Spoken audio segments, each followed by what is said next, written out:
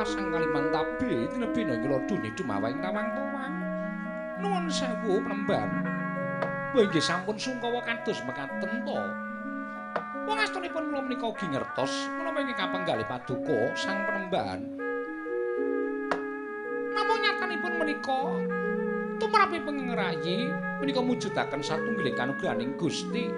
Sabab kula kemutan dawuhipun Penemban bilih bejo cilaka bungah susah. Sugih kawan miskin menika miturut paduka Penemban menika satunggiling kanugrahaning Hyang Maha Nasa. Mila kados menapa kawontenanipun kedadipun tampi kanthi lega-legawaning manah. Jernyatanipun kula lan panjenengan menika mujudaken satunggiling titah ingkang boten kendhat kedah budidaya. Lah ya kuwi nyi.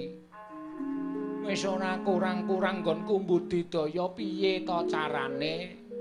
Pertapan Pandan Surat utawa Pandan Sirat kene aku kuwi dhewe momongan. Saora-orane ingkang bisa nyambung marang sejarahku. Nanging tekan seprene lah kok dadi pendak-pendak lemah kowe kuwi tak tanduri kok ora tau tukul.